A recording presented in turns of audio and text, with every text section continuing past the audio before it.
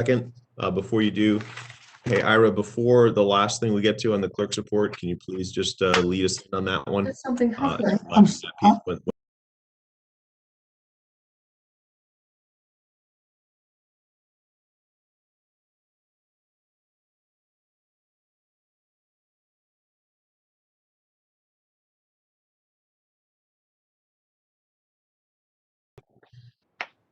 Okay, Rick, now you can go live. Thank you, sir.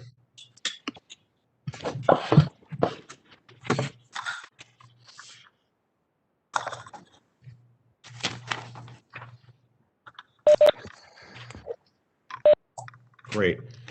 Thank you, Rick, and good evening to everyone tuning in.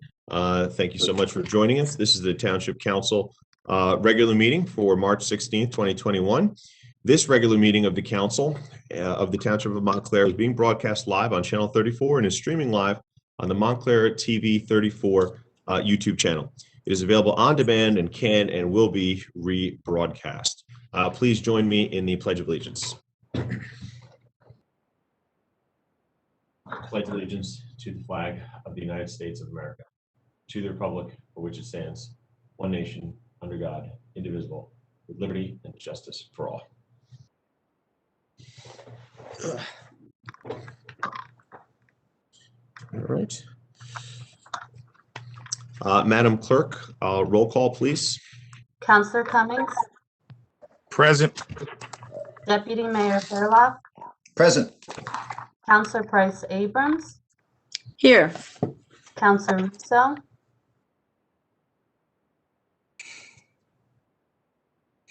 Councillor Russo. Present. Councillor Schlager. Here. Councillor Yacovelis. Present. Mayor Spiller. Present. All right, thank you very much. We've got the agenda with flexibility. So with that, first I want to just do our proclamations. First, we have a proclamation declaring March 9th of every year as COVID-19 Heroes Day. Can I ask Councilman Yacovelis to read that for us, please? Yes, thank you, Mayor. And I want to acknowledge everyone on the council and you, Mayor, for your support of this proclamation. I think it's a great thing that we're doing tonight. Whereas COVID-19 is an illness caused by a virus that can transmit from person to person and has spread across the world, creating a global pandemic that is having catastrophic effects on human life, our community, and our economy. And whereas New Jersey has the second highest incidence of COVID-19 in the United States, leading to the state's healthcare system and economy being overwhelmed. And whereas in response to the devastating effects COVID-19 has had throughout New Jersey, Governor Murphy issued a declaration of a state of emergency on March 9th, 2020. And whereas local and state governments, health departments, and public servants have taken bold actions to protect residents, support struggling local economies, and find innovative ways to provide services. And whereas in response to rapid spread of COVID-19 and stay-at-home orders, essential workers have stepped up to provide critical services to help protect our communities and save lives, sacrificing their own health and safety. And whereas public health guidance and policies targeted at prevention, such as social distancing, wearing masks in public, and staying home to help mitigate the spread of COVID-19, prevent illness, and lessen the burden on individuals and society. And whereas a designated day to commemorate essential workers who continued to work during the COVID-19 pandemic is necessary to help bring awareness to these heroes and to demonstrate support for those individuals that every day risk their safety for the health and well-being of our community. Now, therefore, the mayor and the council, the Township of Montclair, do hereby proclaim March 9th of every year as COVID-19 Heroes Day in the Township of Montclair, to honor all essential workers. Residents are encouraged to observe the day with appropriate activities and programs. And I so move. Second. All in favor? Aye. Aye. Thank you very much. And we certainly all thank all those who've been doing so much during COVID-19, the challenging time that it's been, and so many have stepped up. So we say, of course, thank you. We also have a proclamation designated March 2021 as Women's History Month for the Township of Montclair. Councilwoman Schlager, can I ask you to read that for us, please? Yes, of course, Mayor. Thank you.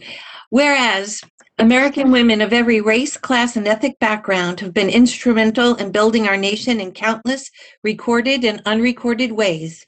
And whereas American women have played a unique role throughout the history of the nation by providing the majority of the volunteer labor force of the nation, playing a particularly important part in the establishment of charitable, philanthropic, and cultural institutions. As our society evolved over time, American women have played and continue to play critical economic, cultural, and social roles in every sphere of American life and now constitute a significant portion of the labor force.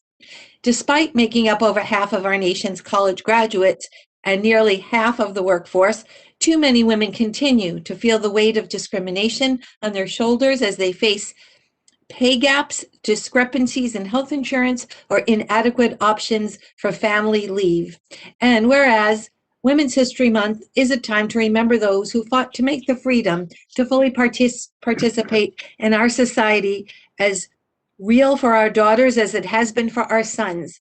Visionary women met, marched, and mobilized to realize that freedom, creating a force that touched every community and took our highest institutions, their long-fought movement finally succeeded in 1920 with the ratification of the 19th Amendment to the U.S. Constitution, finally giving women the right to vote.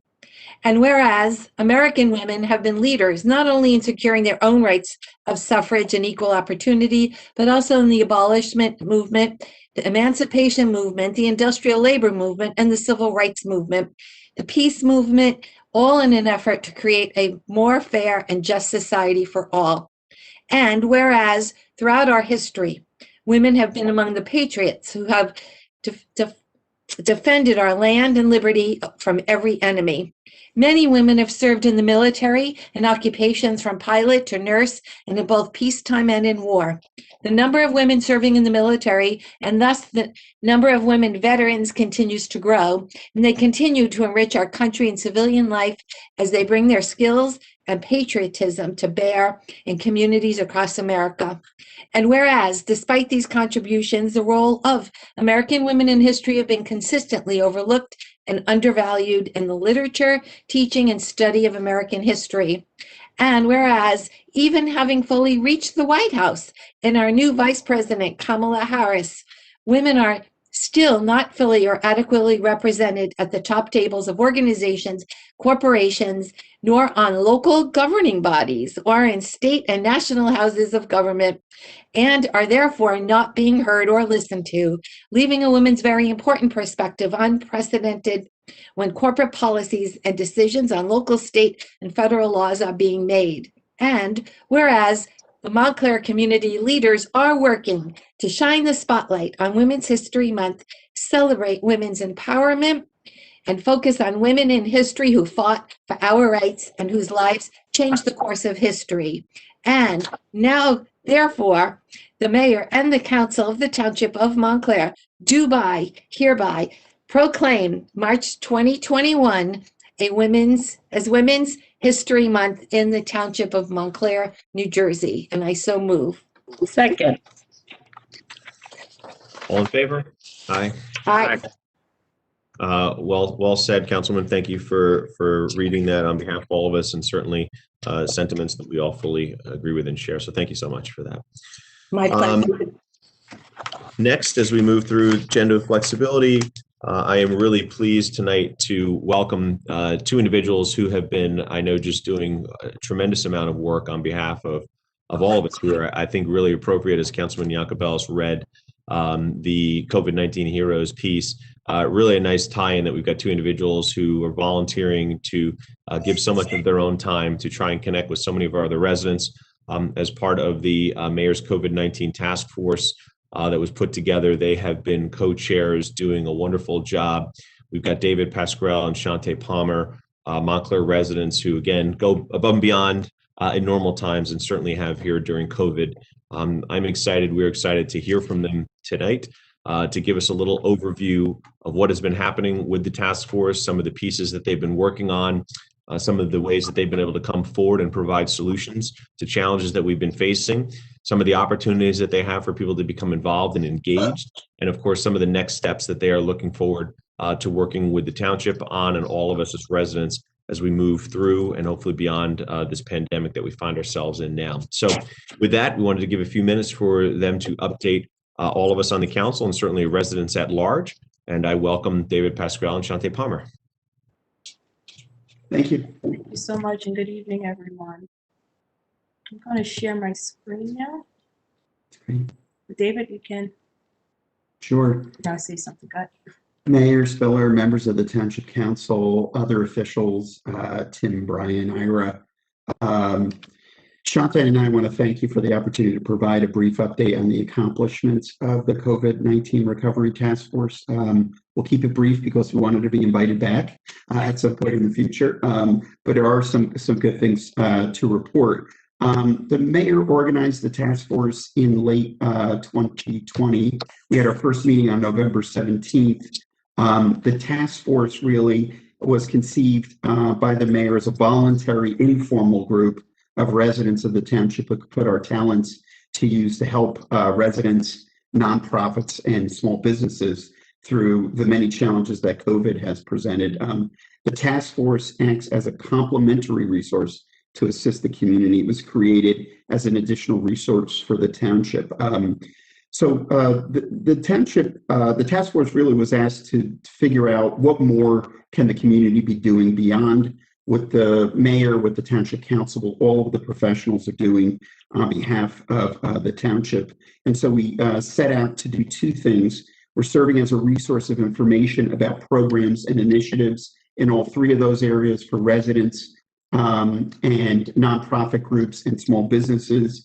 And we want to see what we can do to address needs with both existing community resources and the resources members of the task force could bring to the table themselves. So we've had 6 full task force meetings. We've had innumerable committee meetings. I want to thank the mayor, the council again, the township manager, the deputy manager, the corp council, numerous other officials who have participated in these meetings over the course of the last several months. We really appreciate your involvement and the link we have to the organized government and elected government in Montclair. This has really been a collaborative undertaking from the beginning, and we're really pleased to say that. Literally, everyone asks, what more can we do, and how can we add to the overall objectives of the task force? And so it's really been a pleasure to co-chair it with Ms. Palmer. So I'm excited now to provide some information in the 3 areas that we discussed. We have 3 committees. Some will talk about our completed projects, some are works in progress. We've divided these up into 3 different areas, as I mentioned. We'll only really scratch the surface tonight, but we appreciate providing you with this update. And so without further ado, I just want to, on this, we do have a presentation, so you can obviously see it on the screen there. Just wanted to point out that the heads of our 3 committees are none other than the Honorable Ed Remsen for nonprofits. Our small business committee lead is Raj Amen, and our residents and community stakeholder group is led by none other than the Honorable Roger Terry. So thank you, Shante. You can move on. Great. So we really kicked off the task force with trying to do something immediately beneficial and informative to residents. We organized, with the help of the mayor and the hospital, a virtual town hall to talk about vaccinations. Now, we did this in December when nobody knew really anything about how the vaccination program would work, and everybody was, chomping at the bit to get more information and figure out how that they could get vaccinated. Clearly, we hit a nerve here. We had over 300 residents participate. We had experts and professionals from Mountainside Hospital participate, and it was an overwhelmingly successful event. I think we provided as much information as we can at that particular time. So that was really a great way, kind of immediately, to figure out what a need was in the community on an informational basis that we could fill. Shante, next slide, please. So I'll discuss. So Shante has taken 2 of the 3 committees to kind of lead, and I've taken the other one. So Shante is going to talk about Resident and Community Stakeholders Committee. Yes. So since the launch of the task force, the Residents and the Community Stakeholders Committee has focused its energies on building collaborations and coalitions with the community to improve communication about the implementation of the task force priorities.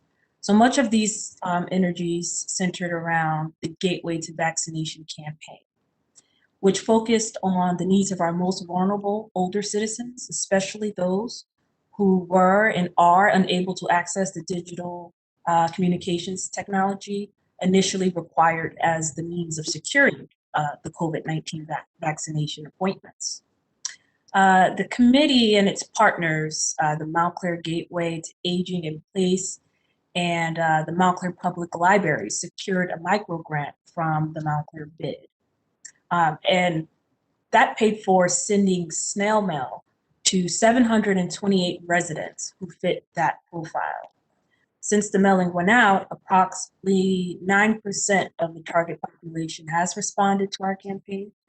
An additional population of digitally challenged seniors heard about the Gateway to Vaccination campaign through word of mouth and joined the original group. In order to implement this vaccination campaign, the Montclair Gateway to Aging in Place volunteers created a back-end contact management system where they would collect and store information for vaccination processing, as well as useful information related to the digital capability of each client. Collected data was relevant to the vaccination process, was relayed to the county liaison for processing in a timely way. The data related to the digital awareness of the target population will be used in subsequent Gateway to Connectivity initiative. To assist with the client contact, the Montclair Gateway recruited the Montclair NAACP Health Committee and Aging in Montclair volunteers to make phone contact with clients. The priority for the client volunteer contact has been to build trusting relationships with the clients. So at this moment, 82% of the campaign respondents live in the 4th ward. 5% of the respondents have been vaccinated. 10% have county appointments, and the balance are in queue for appointments. So the new task force subcommittee coalitions include the NAACP Health Committee, the Aging in Montclair, Montclair Public Library, Toni's Kitchen, the Montclair Emergency Services for Help, the Montclair Fund for Educational Excellence, and the Montclair Mutual Aid. 30% of those respondents expressed the need for the Ride for Life transportation service to and from Kmart to get the vaccination. So we included this infographic here that just outlines the addresses for where the 728 snail mail letters went and the response from said demographics. And the age range is also listed, showing the majority of the respondents were between the age of 70 and 80 years of age.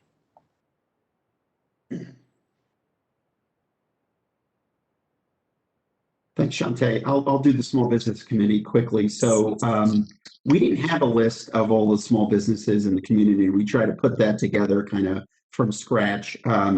This was the first time that there was an organized, sustained collaboration between all of the regional business districts, like the BID and the South End Village District. They have worked amazingly well together. They shared information collaboratively between each other. They established email lists of all the small businesses. We needed a way to get to small business if we wanted to impact them and find out and survey them about what their needs were and how we could be helpful to them. So this page just talks about the Facebook group that was established. We have over 70 small business members that are members of that. That's moderated by Zena Floyd. That was a tremendous effort to kind of put a page together ourselves that is essentially going out there to attract small business people to come to us to tell us what they need from the township, from everyone. We also promoted a survey once we put this list together and sent out a survey, the small business group did, and we received 179 surveys back that were completed, which was an amazing task. So next slide, please. So this slide really demonstrates kind of where the various businesses are located in terms of the region of Montclair, as well as what they do. We're going to utilize this survey to figure out what programs to provide them going forward. For example, if you look under the list, restaurants are listed right there. We're setting up a webinar program right now, just like one I'll talk about in a second on the Paycheck Protection Program, that's going to target the state and federal aid that's being provided for restaurants, so we can educate restaurateurs in Montclair about what potential assistance they may have. The state passed a really important business incentive program. Overall, it's going to be worth about $14.5 billion. But what distinguishes it from what it did before is that it's going to target, in a special program, small businesses. On the federal level, with the stimulus bill that was just passed as well, tens of billions of dollars that are going to be available for small businesses, for restaurants in particular, and other small businesses. So I mentioned the responses that we got back. We utilized, though, that list to really set up our first webinar, which was, I would say, hugely successful. We put a webinar together on the Paycheck Protection Program just as they were opening the window to a second round of benefits there. And that not only helped small businesses, but it also helped nonprofits. We got 50 small businesses to participate in that. I got the deputy director of the small business program in the state of New Jersey to participate, as well as an accountant and a banker who had experience with the first round and wanted to be helpful on a pro bono basis to the small businesses in town. On this page 2, you'll see on the left-hand side that there were 30 plus active promotions. I'll explain what that is and what the PTA profit share program is in just a minute. Next slide, please. So there we go. So what the one major initiative, because we had experts on the small business group that knew what they were doing with regard to social media campaigns, was to buy domain names and establish a media campaign for small businesses to get shoppers into small businesses in town. And I'm glad to say that we finalized all of the technical as well as the graphic aspects of the campaign, and we're going live on Love Our Montclair website. That's the hashtag Love Our Montclair, and the Shop Eat Repeat website that's been established.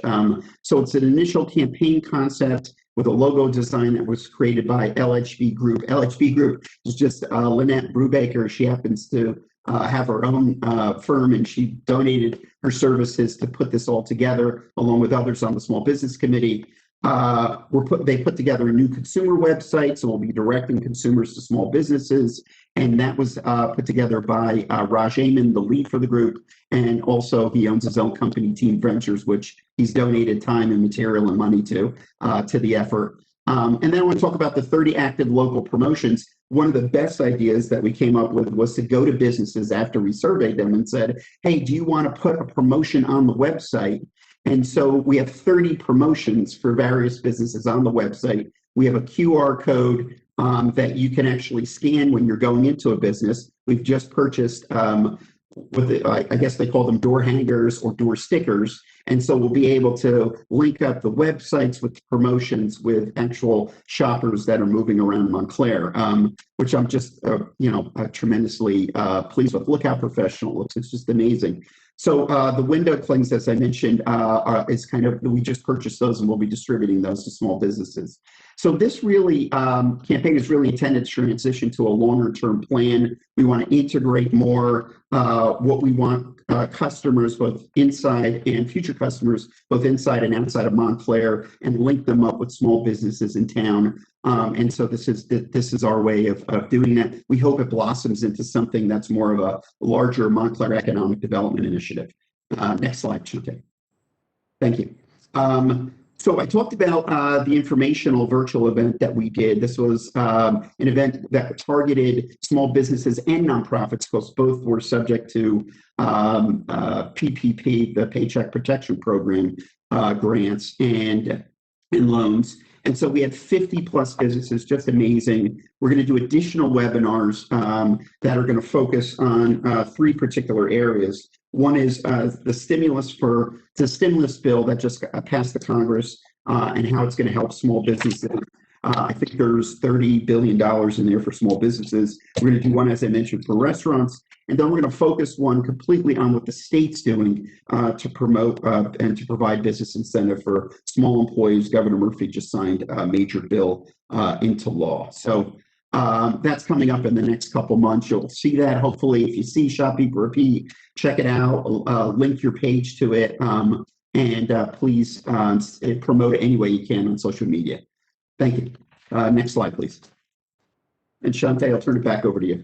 Yes. So the nonprofit committee is the last committee we're going to discuss tonight.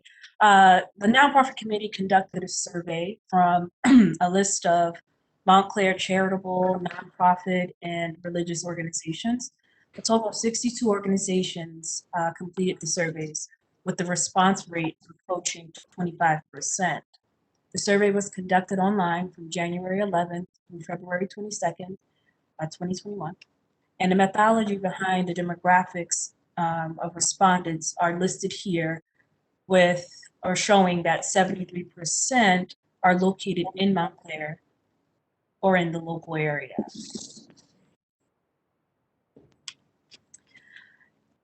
This slide is really a high-level overview of the survey and its findings. While most Montclair nonprofit organizations surveyed, about 52%, did better in calendar year 2019 than in 2020, 44% of the respondents said that they had the same or better in 2020 in terms of fulfilling their missions. Most organizations saw funding decreases in 2020, and nearly 7 in 10 had difficulty operating due to the pandemic restrictions.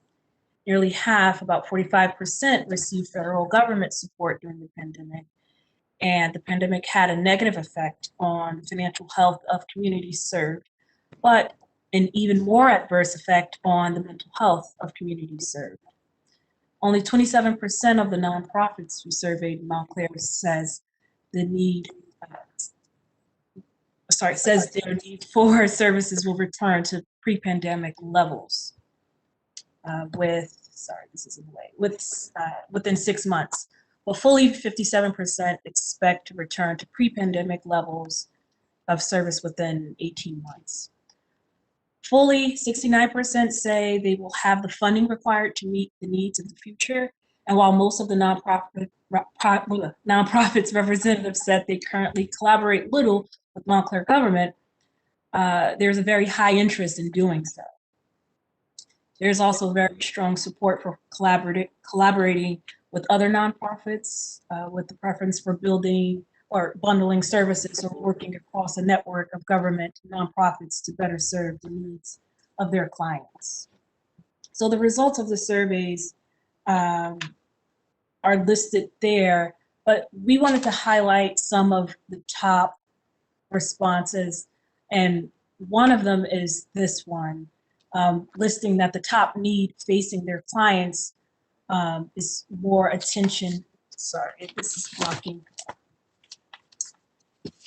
Luckily, I printed it. More attention paid to racial justice, followed by affordable housing, mental health assistance, and educational opportunities for low-income children. We found it very important to highlight that because that's what the nonprofits are seeing in their communities and are pointing out as very important topics. Communities served by Montclair nonprofits suffered a significant financial and mental health effects because of the pandemic, with mental health effects greater. So in the survey, we asked the majority of the communities and individuals you serve, how would you rate the severity of the pandemic? And as you can see, it shows the extremely negative down to the little or no negative effect, with extremely negative at 29 and a slightly lower amount 32. And thinking again about the majority of the communities, we asked about the individuals they served, how would they rate the severity of the pandemic? And again, the results are there. Shante, can I just add something to that real Yes. quick? The surveys were really important. We did the same in the nonprofit group that we did in the other groups. We had to compile lists from whole cloth, and Ed Remsen really did that. And we have literally almost 200 nonprofits that we've identified in the community. And the good news is that most of them have survived, and most of them are providing services to residents in the township, and will continue to do that.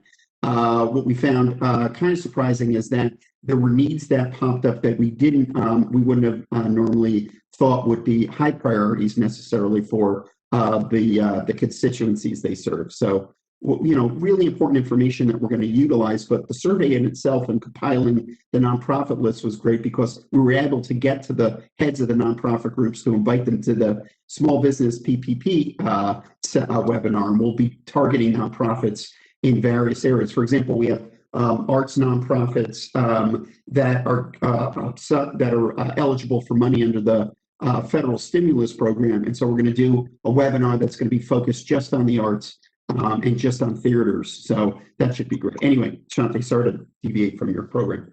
No, not at all. That was perfect. But we want to conclude because we don't want to take too much of the time. There's a lot of information, a lot of data collected, a lot of hard work.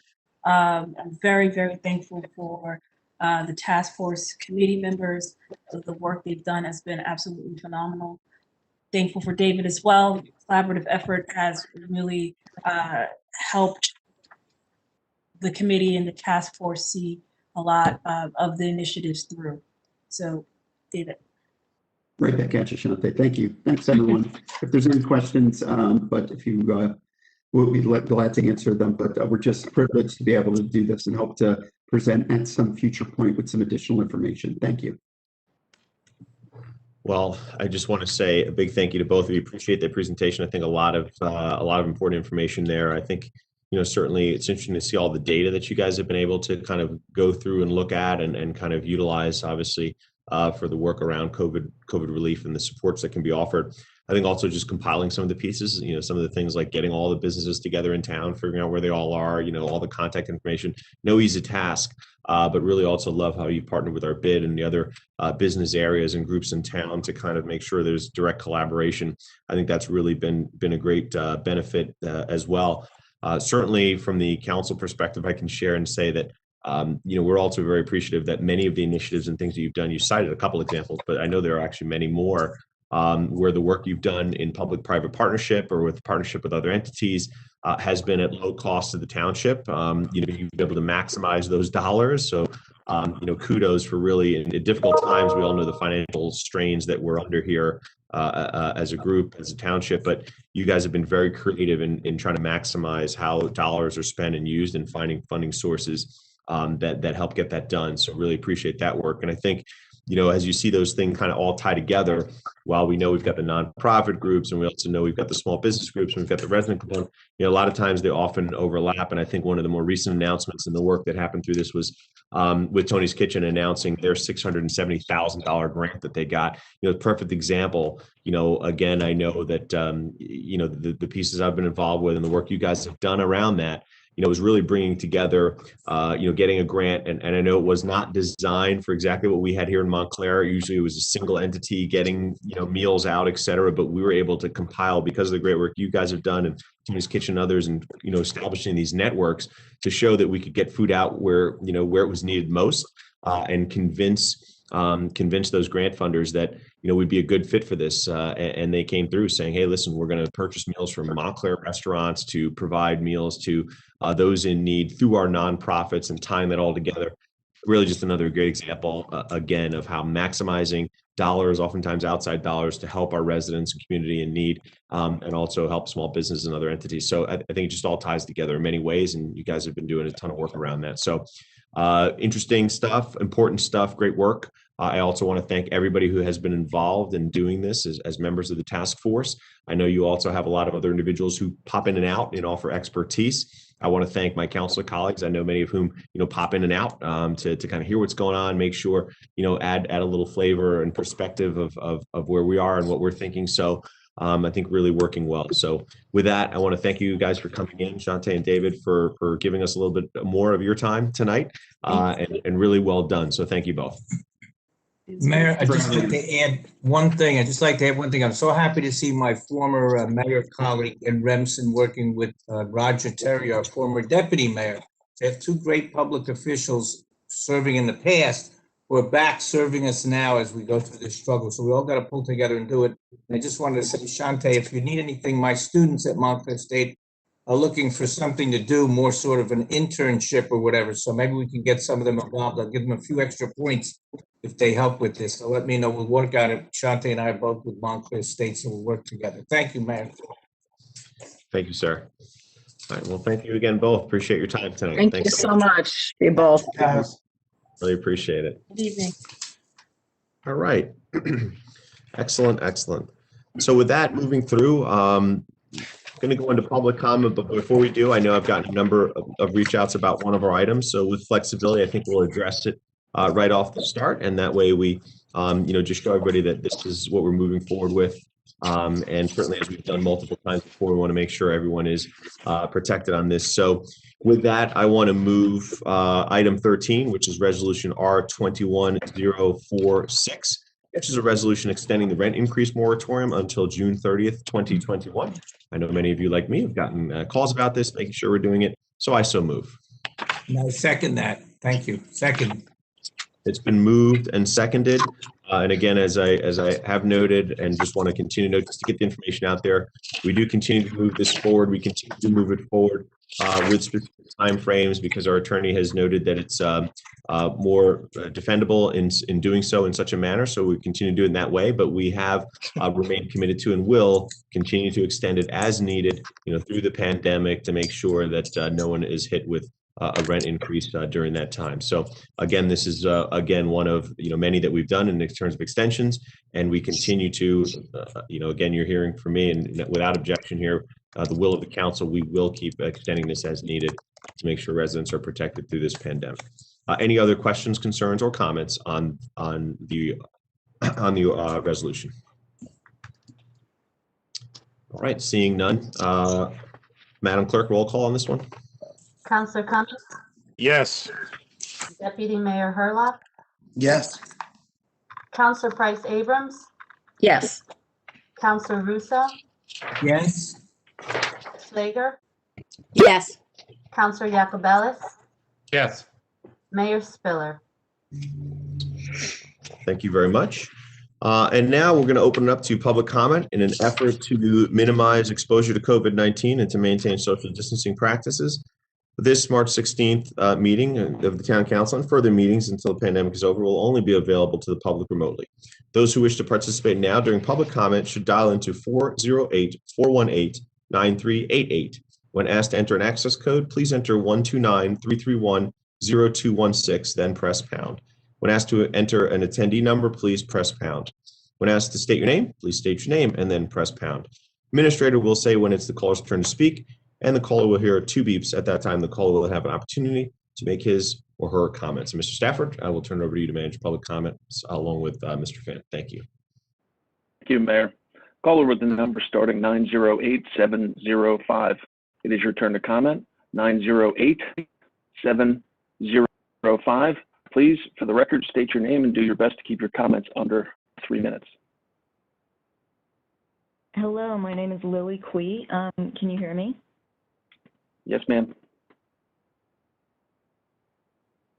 Good evening. I'm a member of Montclair Beyond Policing. I'm calling in to make a comment about public safety and what safety looks like for Montclair. The Town Council has demonstrated through the rent freeze extension you passed tonight and through your continued and much appreciated support of the rent control ordinance that secure housing produces safety. Cities, towns, and communities across the country and across the world have shown that community-based non-policing responses to mental and emotional crisis produce safety. That healthcare and mental health care that are free at the point of use produce safety. That harm reduction approaches to substance use, unarmed traffic management workers, and restorative and transformative justice approaches to redressing harm produce safety. Most importantly, these programs are not a superficial fix that merely target social disorder. They generate long-term stabilizing safety that is not within the capacity or the remit of policing. At the national level, elected officials acknowledged recently through a massive relief bill that the ability to meet essential needs produces safety and helps to avert crisis, harm, and violence. Collectively, we've acknowledged in all these ways this year that when we prioritize the provision of care, we are doing the work of keeping our communities safe. As the economic fallout of this year continues to unfold, we urge the town councilors to hold firm to this crucial understanding and to invest in the long-term safety and well-being of our communities. As Montclair Beyond Policing members have pointed out in previous calls, Montclair Police Department records between 2017 and April of 2020 show that a Black person in Montclair is 300% likelier to have force used on them than a white person. That 1/3 of use of force incidents involve someone experiencing a mental health crisis, and that around 3/4 of these incidents involved a Black person. We need to be asking ourselves in this moment more than ever why Montclair keeps turning to policing for safety. And by turning to, I mean maintaining a massive police force that is a regional outlier and directing more municipal funding to this department than to any other.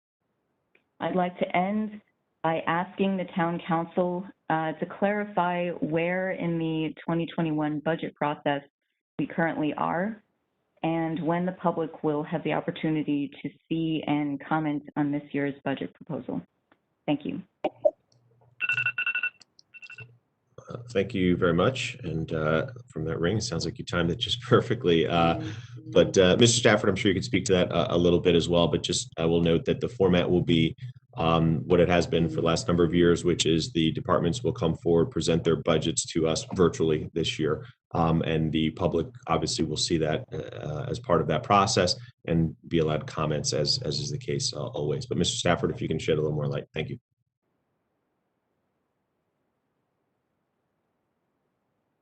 Hate to do it, but Mr. Stafford, you're muted. I'm so sorry. You'd think I'd know by now.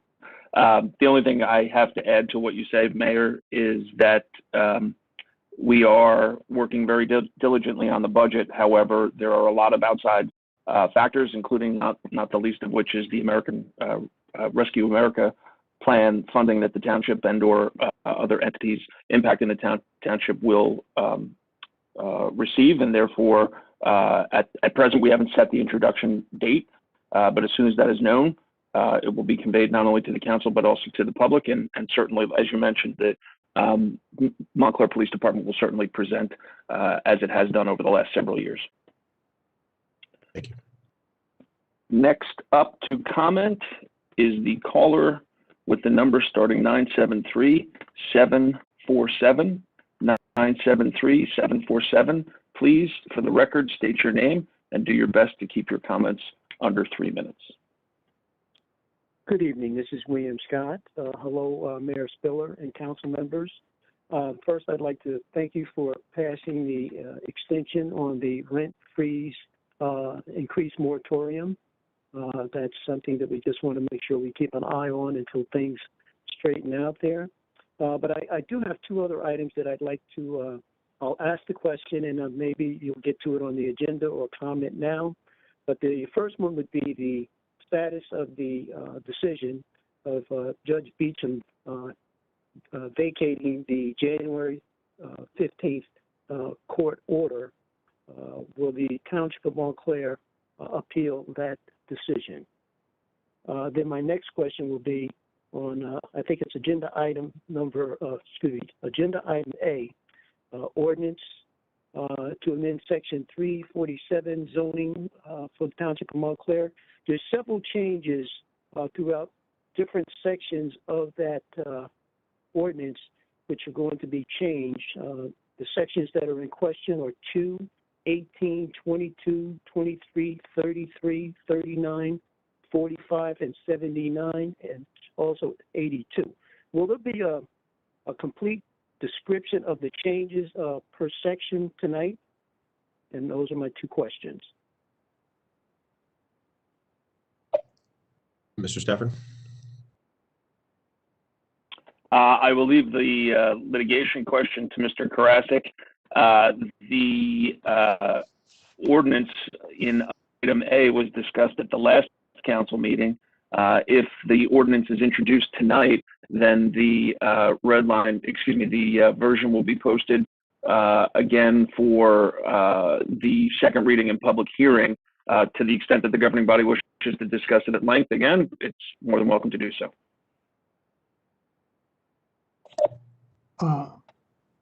With respect to the appeal of the of Judge Beecham's order, Judge Beecham actually vacated his March 2nd order and entered a new order today, March 16th, which I think says, I just got it actually a few minutes before this meeting. It seems to say more or less the same thing. But in any case, I've been preparing the appeal and has not been filed yet, but the intention is to file it by the end of this week.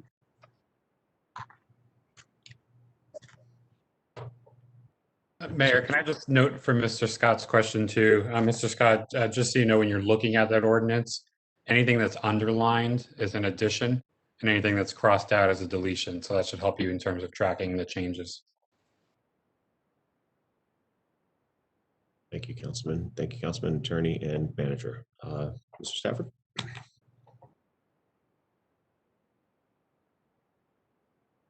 Caller with the number starting 862241. You are the next up to comment, 862241. Please, for the record, state your name and do your best to keep your comments under 3 minutes. Yes, good evening. Can you hear me? Yes, ma'am. Hi, my name is Gail Abramowitz. I'm a longtime resident of Montclair. I am now a senior citizen and volunteering at the West Orange COVID Vaccination Center. I've become aware that many of the seniors, despite their some best efforts, have not been able to get appointments there. And some don't have the ability to get appointments there. I understand that Gateway is attempting to assist people in getting appointments. However, I am also aware that Mountainside Hospital is now providing vaccinations to people outside its hospital community. And I'm wondering if the council has entertained the idea of trying to hook up the seniors in Montclair with Mountainside Hospital, and if it hasn't, why not? Thanks.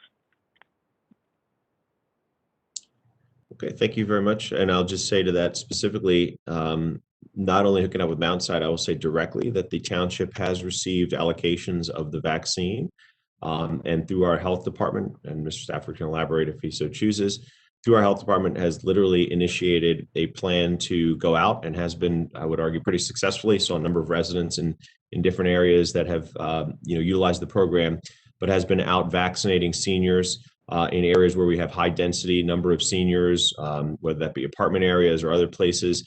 Obviously, because of the ability to transport the vaccine, they need a certain density to make sure that that can work. They've also been communicating and locating through our lists that we've kept over the years of our homebound seniors to make sure they can try and vaccinate our homebound seniors. So we have been directly utilizing through our allocations programs to get the vaccine in the arms of our seniors. And that work continues and will continue as part of the plan. But Mr. Stafford, if you care to elaborate on that program. What I would say in addition to what you have, Mayor, is that number totals in the hundreds. All those seniors, as recently as this morning, are urged by the county, if they can get to the county center and get an appointment in West Orange at the former Kmart site, they are urged to do that because the county has a significantly higher number of vaccines than the township does. Although the township's number is a work in progress, because as soon as we use what we have, we're allowed to ask for more, and we will, of course, do so. From a Mayor, transportation perspective, I think the county is transporting about 600 seniors a week or so to the vaccination sites. So if there's an issue with transportation, we can, or the county can be of assistance. So you should reach out as well. Mayor, if I may, Please. just to jump on that, just from my own participation with the Senior Citizen Advisory Council and also having had some conversations with members of the task force who are working on these issues, I just wonder if the township is coordinating it all through those bodies to make sure that information of the folks that they are aware of is reaching you. I understand it's probably been coordinated through the health department, but to the extent that there are volunteer efforts through the task force and through the standing advisory committee, I just want to make sure that the conversations are closed connection there. Making sure that you all know to reach the same folks that they've accounted for. Gotcha. So, Mr. Stafford, I would leave that to Sue Portuise and you to see if she's got the list, a robust enough list of. I think at this point, I would say we've got a bigger list than we have vaccines, but I think that certainly that's a good thing to make sure you're doing there, Mr. Stafford. That Sue has the most up-to-date list of that's available from all the different groups. Certainly. Thank you. Caller with the number starting 973619. It is your turn to comment. 973619, please. For the record, state your name and do your best to keep your comments under 3 minutes.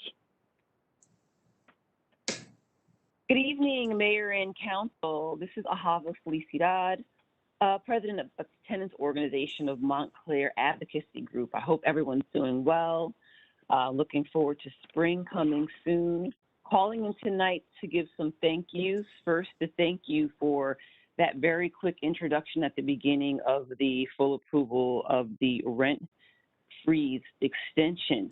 So if anyone's just tuning into the call, and that was at 7:38 p.m. If you're scanning public comments online with the approval of the rent freeze extension. So that is a freeze on rent, which means rent cannot be increased during the time period of the extension. We will post on that to Montclair Patch when we post for meetings, and also to our Facebook at Tune Advocacy. We don't overload that page. We just kind of post the things that you all need to see the day of or day before, and we get updates from the agenda as well for you to be able to tune into the council meetings. Once the agenda posts, we make sure that the phone number and the access code are correct and updated on the site for Montclair Patch. I'd like to thank the clergy, some clergy members who I haven't had a chance to thank publicly with regards to being on the council call. Reverend Leslie Houseworth Fields, Rabbi Tepperman, this is not clergy, but Al Pelham, for bringing several clergy together for us in one location, really at not the beginning of this journey, but right when we had the rent control ordinance approved for April 7th. Cantor Greenberg, Rabbi Katz, Reverend Rogers, Dave Saylor Pegg at UU, Joanna, Pastor Campbell, Ricky, Marilyn, Susan, Marcia, that is Marcia Marley of Succeed Together, Michelle at the Salvation Army, Lewis, Juanita, Pastor Richardson, all of anyone who met with us, with Mr. Scott and I at Crazy Mocha, everyone who showed up to meetings, all the members of the Tenants Organization of Montclair. We are still growing. We grew again today. We want to welcome Harold for joining us recently as well. And a special thank you out to Evie, Toni, Gerard, Lily, Jal, Alan, and Leah for their work on our input towards the ordinance. And thanking Tanisha for her speaking at the podium, as well as Petra and Lily, and the list goes on. And we are looking forward to knowing more about what's happening with the appeal, following that as close as we possibly can, that being the appeal to a higher court for Montclair's approved rent control ordinance that we expect to go into implementation. That's our expectation. That's our hope. We have faith in that. Full confidence for rent control to be implemented in Montclair. It is totally necessary. Thank you. Have a good night.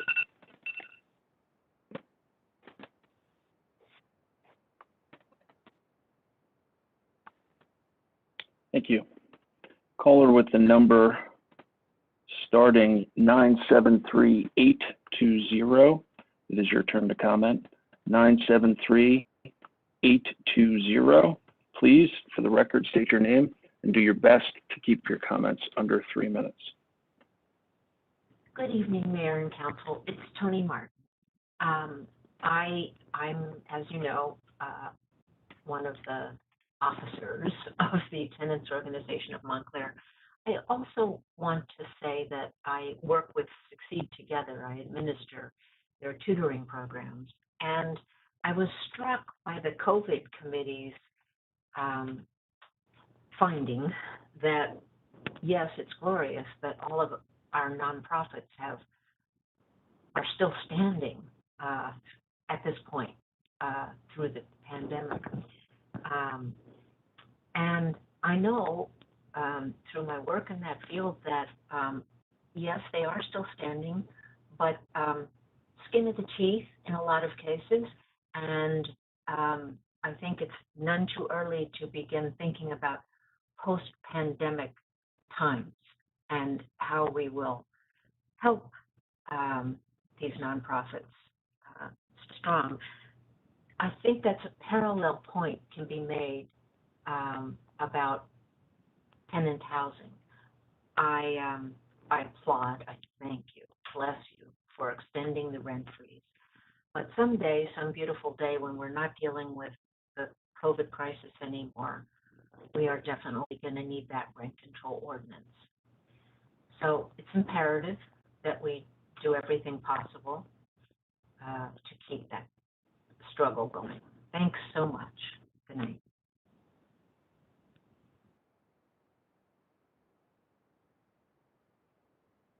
Thank you. Caller with the number starting 973-744. It is your turn to comment. 973-744. Please, for the record, state your name and do your best to keep your comments under 3 minutes. Hello, my name is Susan Craig. I'm a resident of Montclair, a longtime resident and a senior. Transportation is very important to my being able to live independently and safely. And I know I'm not alone in saying that, especially for those of us now who are depending upon Ride for Life to getting to the COVID vaccination site. It's obvious to say that the site is available and vaccinations are available, but if you can't get there, it really doesn't happen for you. So I ask the council that you continue your commitment to providing older resident community members access to transportation, specifically Ride for Life, and that with this infusion of funds from the American Rescue Plan, which I've read about, you'll commit yourself to transportation as a priority for our senior community. Thank you. Mayor, can I just say something? Susan, you should identify yourself. You're the chair of our Senior Citizens Advisory Committee, SCAC. And Susan asked this question one point to several of us recently, this whole idea of a grant or Ride for Life program. I just want to make sure I get this clear from the manager, or he can take it up with our senior services folks. Is there any need for us to do anything to get this grant? Is there something that has to be done by the council to help make sure, like Susan asked, that we dedicate enough money to resources for transportation? Because that seems to be the problem. We just recently had some vaccines given at the building Susan lives in, where I live also, and at another building where my mother used to live, Bel Air. And that was very nice of our health department to do on site. There's still a lot of people that want to go to Kmart, or they want to go to County, or they haven't gotten to it yet, and they need to be able to be transported. So what else can we do on that, manager? I don't think that there's anything to do whatsoever with respect to actual receipt of the funds. That will be, I believe, deposited with the township by the Department of the United States Treasury. What happens with it from there is very much a governing body function. So once we have it on hand, that will be up to the governing body to determine what to do with the money.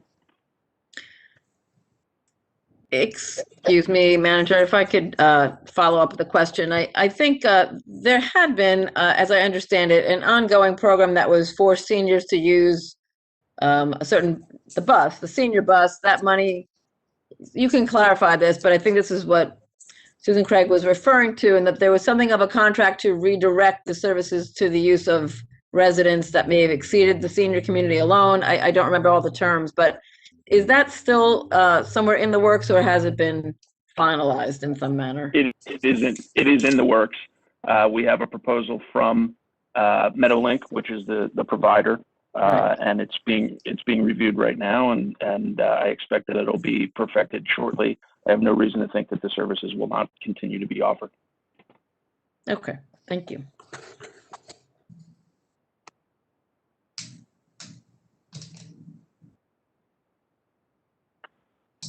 Caller with the number, starting with the number 201-281. It is your turn to comment. 201-281. Please, for the record, state your name and do your best to keep your comments under 3 minutes. Can you hear me? Yes. Hello? Marcella from Madera. Praise the Lord, everybody. On this day, 30 years ago, Latasha Harlan, a 15-year-old young lady of African descent, was shot and killed in South Central LA by a Korean shop owner over a bottle of orange juice. The shop owner, who was a woman, only received probation. Latasha would be the same age as me today if she were alive. I'm giving my voice tonight in remembrance of Latasha to not only recognize the injustices that happened to her and her family and still continue to happen all over, but to acknowledge a culture in which everybody else's life is valued more than Black life, even the life of children killed by people other than police officers. It is my position that the leadership in this town contributes to this culture. Not only hasn't there been any clear explanation on how the town plans to investigate employees present in DC this past January, but you, Mayor Spiller, refused to respond to questions and calls regarding Black hate in general. This occurs not only in this space, but you have failed to address concerns regarding Intern Superintendent Parker's racist comments and actions, along with other issues with race in our schools, and most recently, at your community forum on confronting hate, when you ignored specific questions on Black hate from participants. There's always a rush to always call out hate, and it should always be called out, no matter who the hate is committed to or against. But we as a country and a nation, and as this town, supposed progressive Montclair, who loves to put signs Black Lives Matter on their lawn, has to acknowledge the difficulty we have in addressing Black hate. And I would urge you, Mayor Spiller, tonight to explain yourself so that you're not misunderstood, but more importantly, you can serve as an example as how the rest of the citizens in this town can cope with this difficulty in addressing Black hate. Thank you. Thank you. Caller with the number starting 718-791. It is your turn to comment. 718-791. Please state your name for the record and do your best to keep your comments under 3 minutes.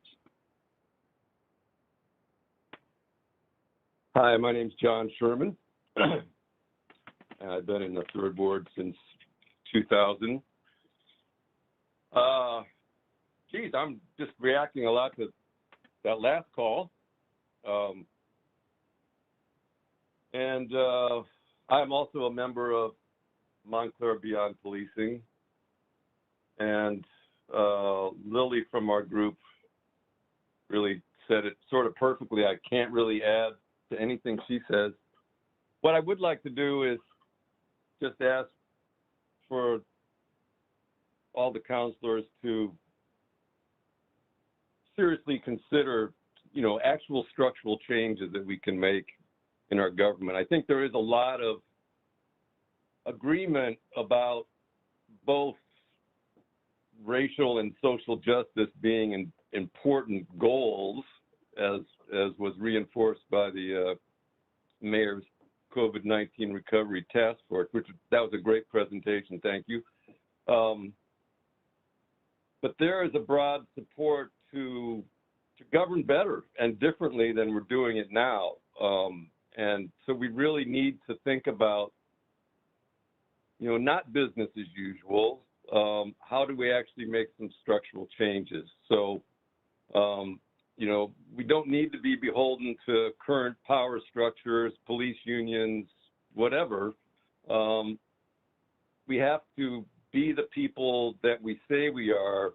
And I think that people can do much better with less police, less surveillance, less guns. There's a huge number of citizens in this town who are willing to contribute and help with this. And I think we need to redirect our funding to care for people more and police them less. Thank you.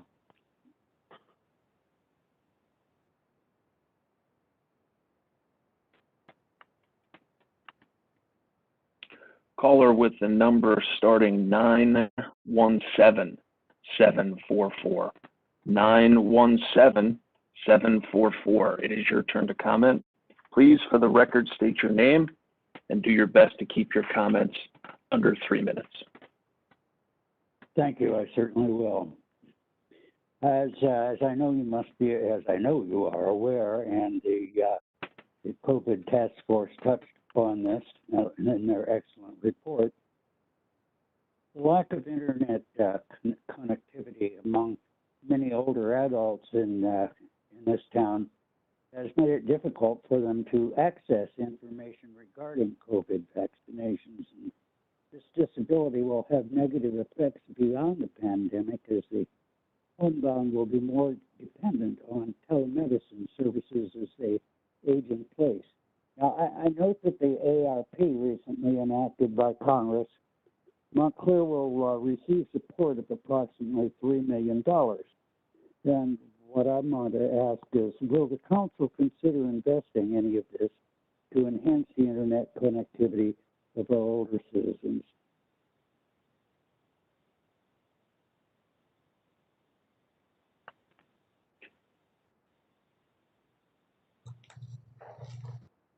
Well, a little difficulty hearing there, but I will say this, as Mr. Stafford noted before, all options will be on the table once the dollars are received.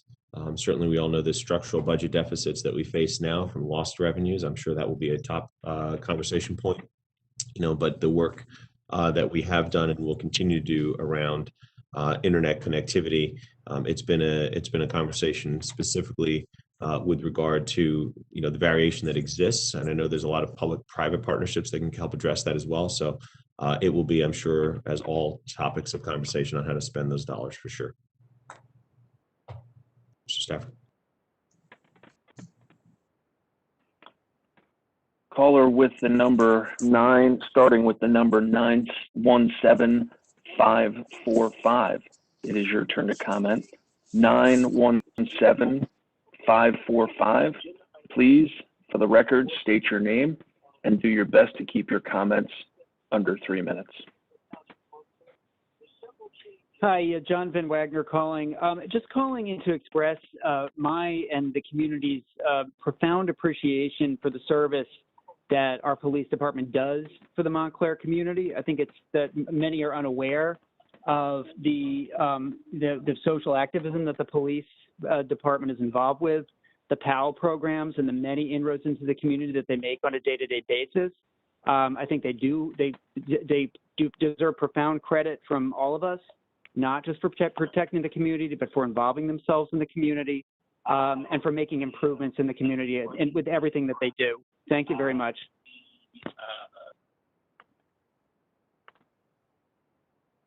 Thank you. Mayor, there is no one else in the queue. Okay, thank you very much. With that, I will close public comment. We have a new business ordinance, which is Ordinance O-21-13. Madam Clerk, this one.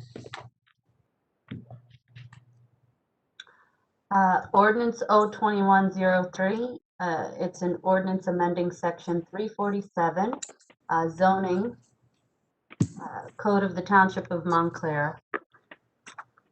Madam Clerk, planning has contacted me and asked for a small, it's inconsequential change, but I thought I'd just put it on the record so that on the section 2 that says Montclair Code, section 347-18, formation of new lots. The current ordinance says Montclair Township zoning map as amended. The as amended is stricken, and instead the zoning map dated August 1st, 2017 is added. That's to avoid an ambiguity in interpretation that will occur later without it. So I asked the ordinance be introduced with that minor change. Okay, so done and so moved. Second. All right, been moved and seconded. We know that the zoning committee, subcommittee, which is made up of planning board members, board of adjustment members, has looked through this, provided all the different pieces that we see here as recommendations. Obviously, this has been a significant length of a process. Are there any questions, concerns, comments?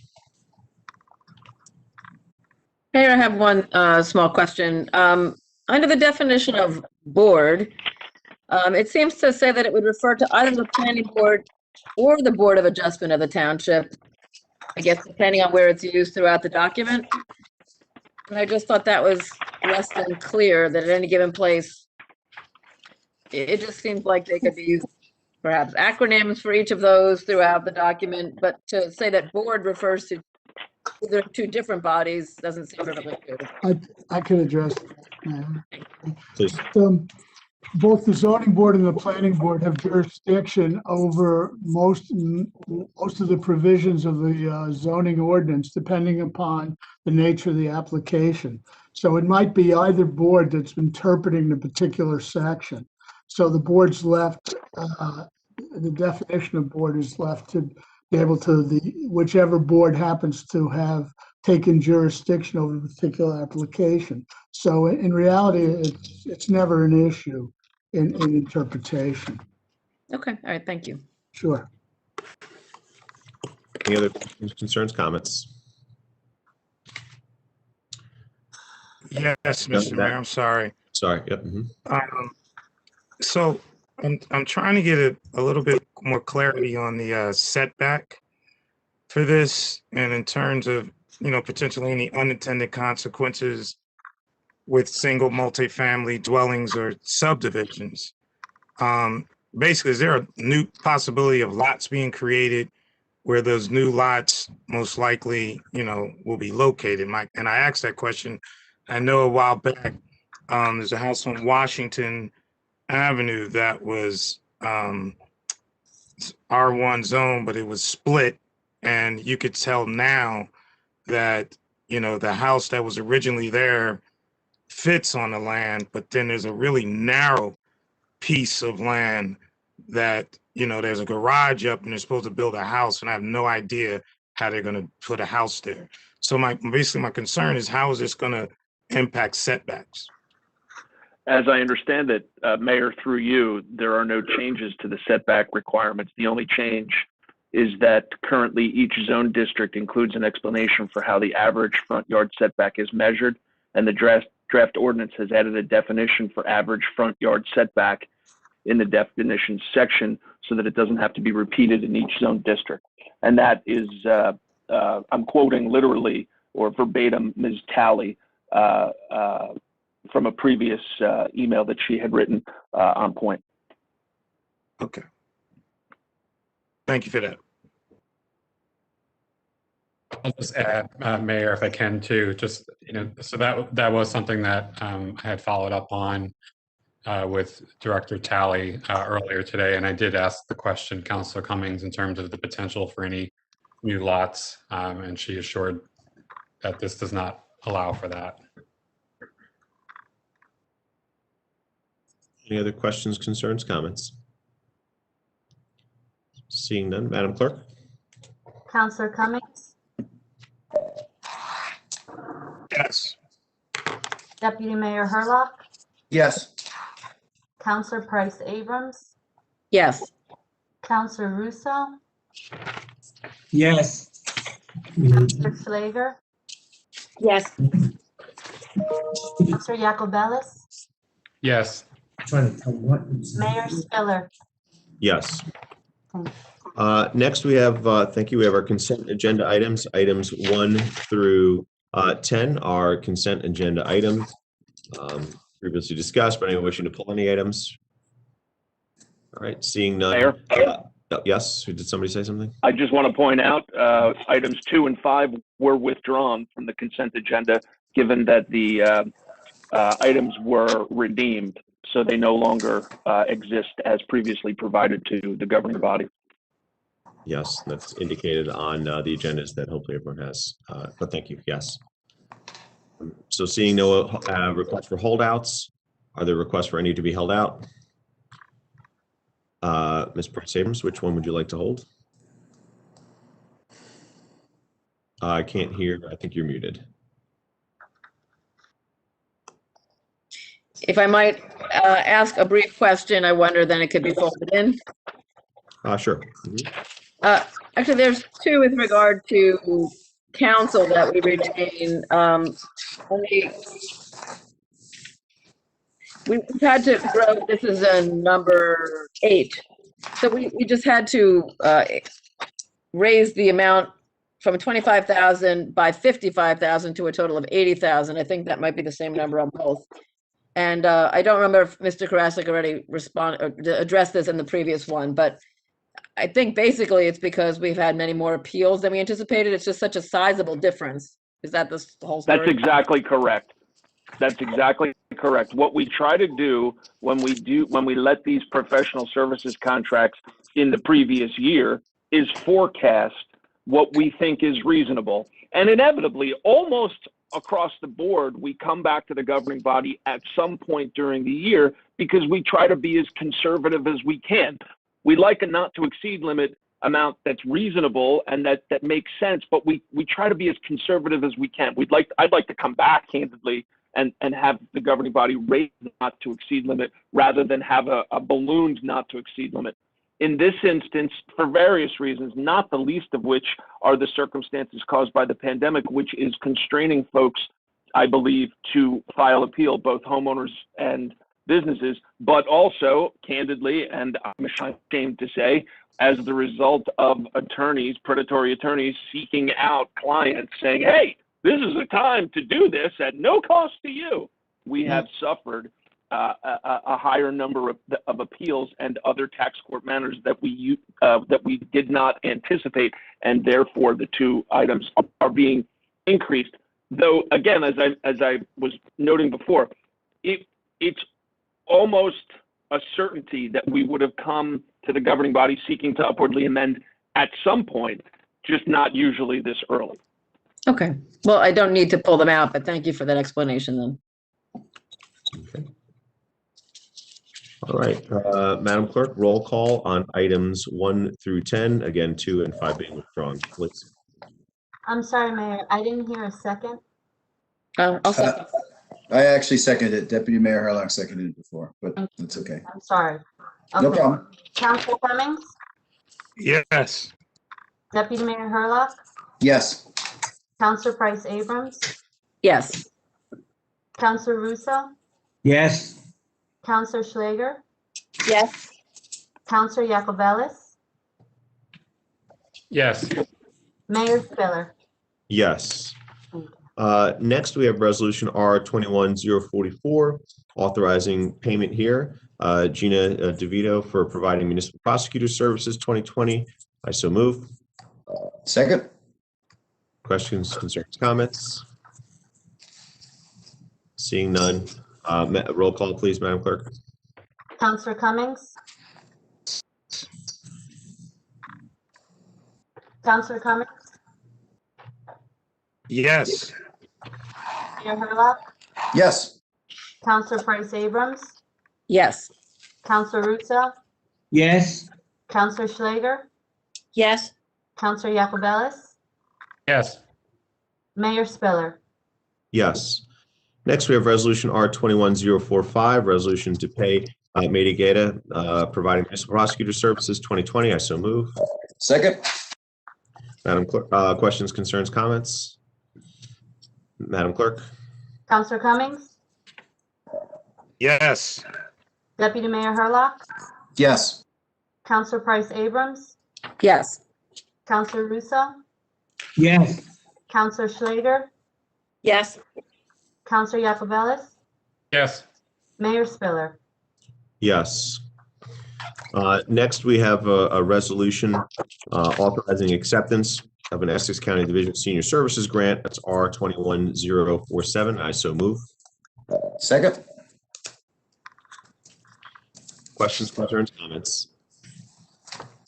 Seeing none, accepting a grant. I think it's accepting money. So all those in favor, please say aye. Aye. Aye. Opposed? Abstentions? Thank you. It's accepted. Next is R-21-048, which is a resolution authorizing an agreement between the Township of Montclair and the Trustees of Essex to partially underwrite emergency overnight shelter services to the homeless, and I so move. Second. All right, it's been moved and seconded. Again, another example, I think, of the partnerships we've been able to do to kind of maximize our dollars and support in the community. Any questions, concerns, or comments? Seeing none, Madam Clerk? Counselor Cummings, Yes. Hurlock, Yes. Counselor Price Abrams, Yes. Counselor Russo, Yes. Counselor Schlager, Yes. Counselor Yacobelis, Yes. Mayor Spiller. Yes. Next, we have Resolution R-21-049, which is a resolution authorizing an agreement between the Township of Montclair and Toni's Kitchen to partially underwrite emergency daytime respite services to the homeless, and I support. Second. All right, as I said for the last one, again, another good example of the great work happening in town.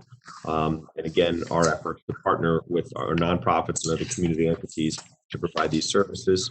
Any questions, concerns, or comments? Seeing none, Madam Clerk? Counselor Cummings,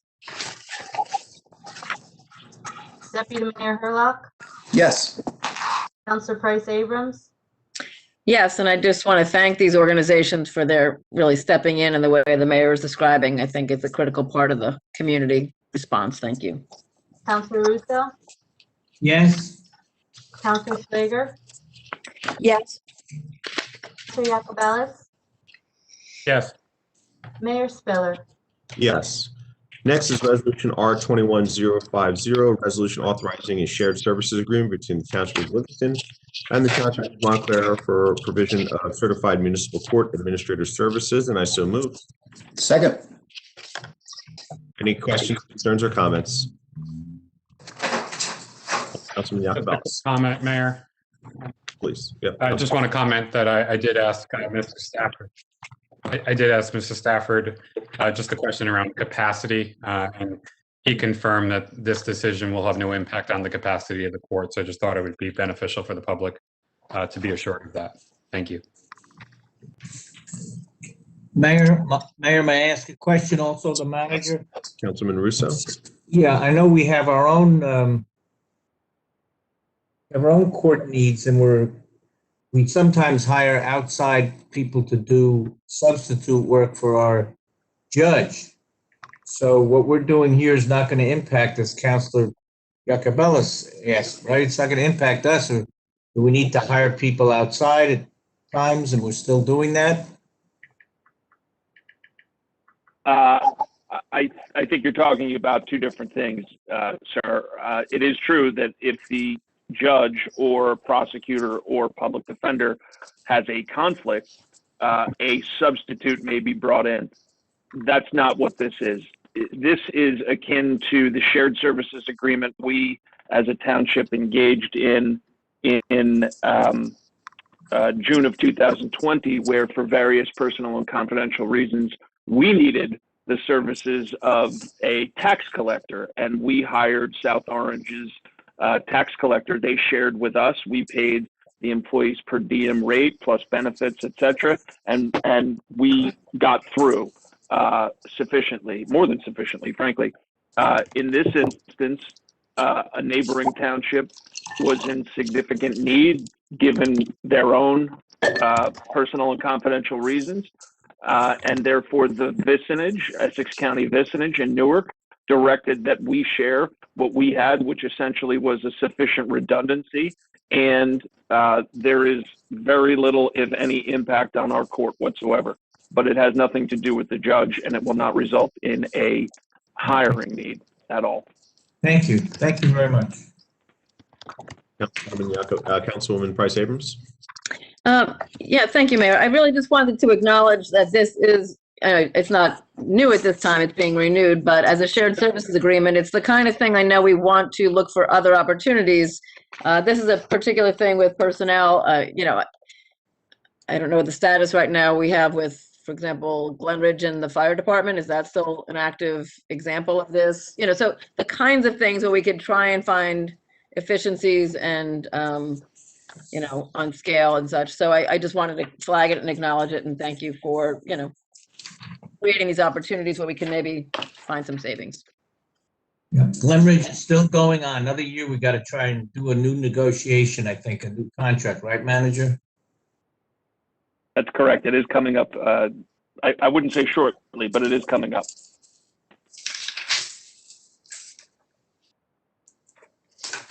Seeing no others on that. Madam Clerk. Councilor Hewings, Yes. Deputy Mayor Hurlock, Yes. Councilor Price Abrams, Yes.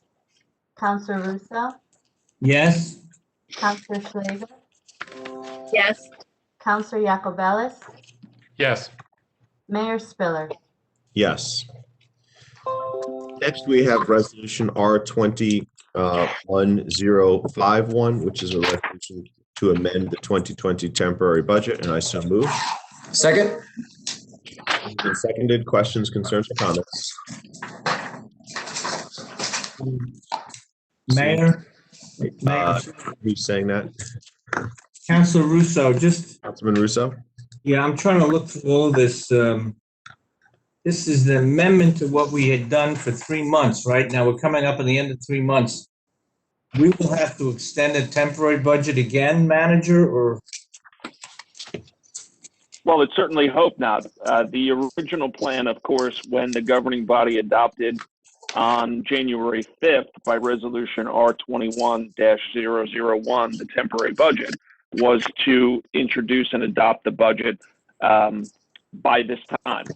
However, for various reasons, including the pandemic, but also including the Rescue America Plan Act that was recently signed by our president, it is now expected to adopt the budget in May, yet we have continuing operating expenses. So I wouldn't say that it was the temporary budget was adopted for 3 months. It was adopted so that we could operate fully until the governing body introduces and adopts the budget in its entirety. So this extends that to allow us to continue to operate. It's somewhat akin to a continuing resolution that you see on the federal government side. It's going to allow us to operate fully until we introduce and adopt. And they gave us till May now. They've given us a new deadline, right? A new extension. The state has extended the deadline. I'm not sure of the exact date. Otherwise, I would certainly tell you. I just don't know it off the top of my head. I apologize. No, thank you. That helps. Thank you. Thank you, Mayor. Okay, seeing no others, Madam Clerk. Councilor Yes. Deputy Mayor Hurlock, Yes. Councilor Price Abrams, Yes. Councilor Russo, Yes? Councilor Yes. Councilor Yacobelis, Yes. Mayor Spiller. Yes. Next is resolution 21-052. Councilwoman Schlager, please. Yes, thank you, Mayor. Whereas invoices against the Township of Montclair in favor of the following persons for the amount set opposite their respective names have been received, duly audited, and found correct. Now therefore be it resolved by the Council of the Township of Montclair, the County of Essex, that said invoices be, and they are hereby ordered paid, and that checks be drawn by the Finance Department to the order of such persons for the amounts respectively and hereinafter stated on the schedule attached hereto and made a part hereof. This bill list is dated March 16th, 2021, for the amount of $12,002,438.92, and I so move. Second. All right, it's been moved and seconded. Questions, concerns, or comments? I have a question after we vote on it. Okay, so it's not a, okay. Right. Madam Clerk? Councillor Cummings? Deputy Mayor Gerlach? Yes. Councillor Price Abrams? Yes. Councillor Russo? Yes. Councillor Slager? Yes. Councillor Yacobelis? Yes. Spiller? Yes. And Councilwoman Schlager, you had a question or comment? It's probably for the for Ira Karasik. I noticed that on our bill list tonight we had payments of a little over $15,000 to the attorney that represents us for abandoned houses. So I would like to know, it's been quite some time, at least a couple of years that I can recall, that we haven't had a report of the abandoned houses in our town. So I would like to discuss that maybe at the next meeting. If we could get a list or the amounts or. Well, would you like the attorney to appear at the conference meeting? Or would you like a list? And I'll tell you what, how about you can get a report, and if after you see the report, you'd like the attorney to appear, you can tell me and we can bring him. How's that? That would be very helpful, yes. Thank So we'll you try to very get much. I'm sure Mr. Santarcangelo will be happy to provide a report. And I'm sure he does so intermittently, orally. I know both to Mr. Scantlebury, to Mr. Karasik. I'm sure he can reduce that to writing very easily and provide it to the governing body. Yeah, actually, it's given me one fairly recently. I mean, few months ago. So we will do that. I know he does a fine job, and it's in my experience in the past. But it would just, given the housing crisis and what's been going on with the pandemic, I thought it would be a good report to receive. No, this time. very, very good. We'll do that. Thank you. Robin. You're welcome. Okay. Thank you, Councilwoman. Appreciate that. Next, we've got a township clerk report that we need to receive. Mr. Karasik, as a reminder, can you just please, I know we had a number of members from the public on today calling in support of our rent control ordinance. So if you could just preface this with just a reminder of the process. I know it's been said, I don't know if it's 2 meetings ago or last meeting, but if you could restate what we're about to hear in the report, and then we go from there. Thank you. Well, yes, the council's been, and the public, I believe, familiar that there's been litigation challenging our rent control ordinance and seeking to put it on the ballot. We had actually, on January 15th, there had been an order upholding the clerk's rejection of the petition, but subsequently the judge changed his mind. And in fact, although he issued an order on March 2nd, he rescinded it and issued a new order today on March 16th, which, as I said earlier, has more or less the same content. But what he did order, just as a preface to what the clerk is going to give you, is he said the clerk shall forthwith certify the amended petition to the Township Council.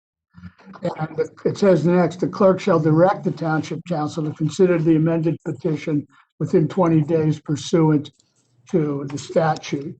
And then the next part is, should the council fail to repeal the ordinance, the clerk shall submit the petition to the voters pursuant to the laws that set up a referendum election. Basically, I'm paraphrasing. What the clerk does, the law on this is that the clerk is obviously obligated to make the certification, which she's done in writing and given to you, and she'll do orally as well. After that, the council has 20 days to act, if it wants to act, to repeal the ordinance. If the council does nothing in the next 20 days, the clerk is obligated to wait another 10 days, which gives the petitioners a chance to withdraw the petition And after that 10 days, she's obligated to schedule an election within no less than 40, no more than 60 days after that.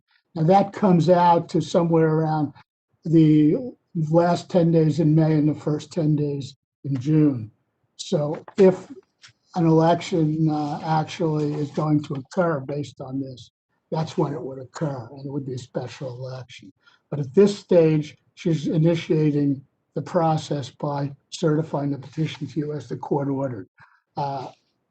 It's obviously contrary to what her own findings were, but the court has ordered otherwise.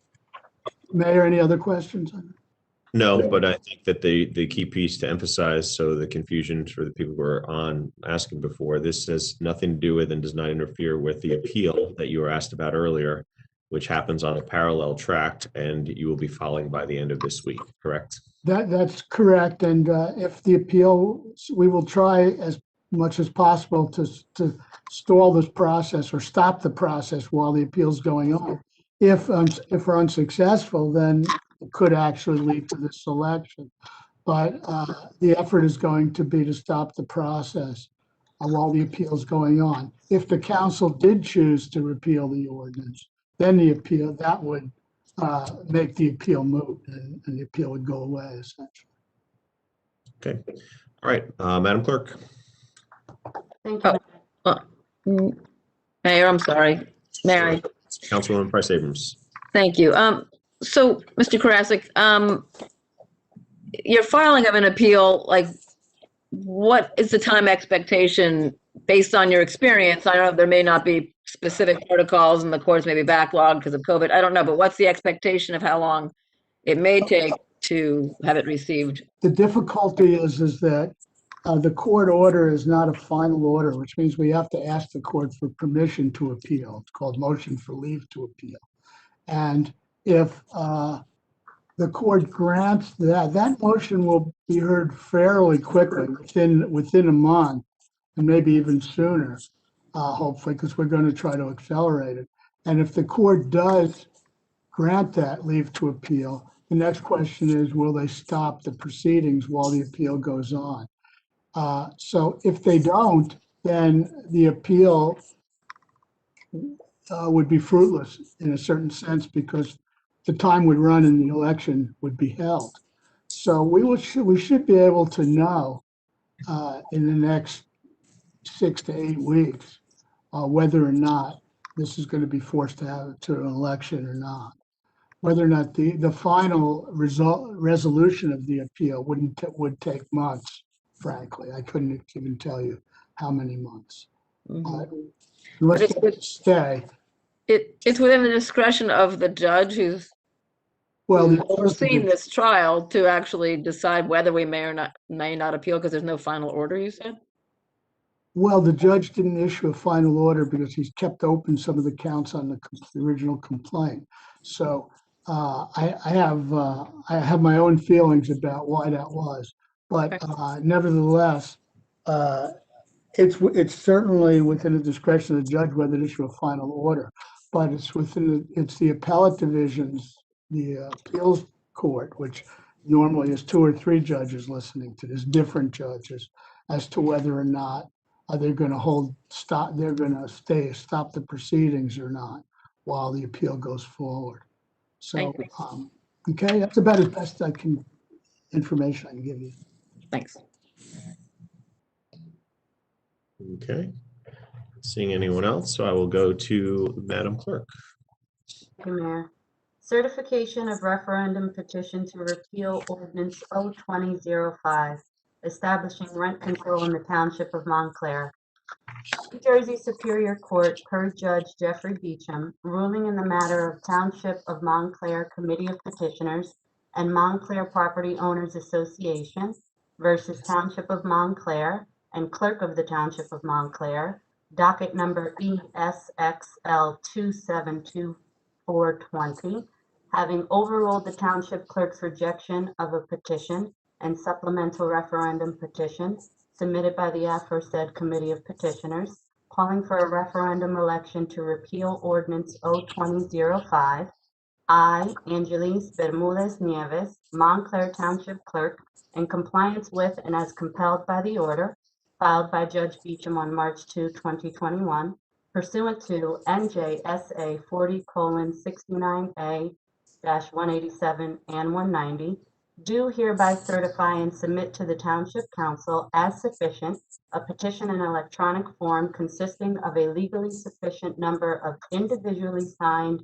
electronic petitions, calling for the council to repeal Ordinance O-20-05, or if the council fails to do so within 20 days from the date of submission, to compel the township clerk to schedule a special election not less than 40 days, nor more than 60 days, from the last day the petitioners are permitted to withdraw the petition.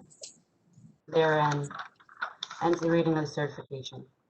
Okay, Madam Clerk, I would just ask you to amend the March 2nd date to March 16th. The new order was just issued, as I said, a few hours ago, so refer to the March 16th order rather than the March 2nd order. So noted. Thank you. Thank you. Okay. All right. Thank you. All right. With that, I will go to council comments. Let's go let's start with Councilman Yacobelis. Thank you, Mayor. First, I want to thank David Pascrell and Shante Palmer. I hope when we were reading the proclamation earlier, they heard their names in that, right? I think you would agree, certainly, as would all of you, that they are two of the heroes, along with so many others who have stepped up. I want to point out in particular that you, Mayor, Deputy Mayor Herlock, and I, obviously worked on launching the Love Our Montclair campaign last year. And I've loved the collaboration with the task force in terms of working with Raj to weave that campaign with the new one, Shop, Eat, Repeat. It's just been such a pleasant experience. There's been such a really great spirit of collaboration. The branding elements carry through, the colors, the fonts, the hashtag, all of that. So it really is a beautiful thing to see those efforts come together and to see that lead into the future in terms of business development for the township. And I'm really, really excited about that. I've been kind of all over town the last 2 weeks. I just wanted to highlight a couple really just beautiful things. We have such a service-oriented community, which you all know so well. So first, I just want to celebrate that the 7th free little food pantry has opened up in Montclair at the Unitarian Universalist Church. So that goes along with ones that are in Upper Montclair, on Elm Street, at Lexington, and at the First Congregational Church. It's just wonderful to see people donating food.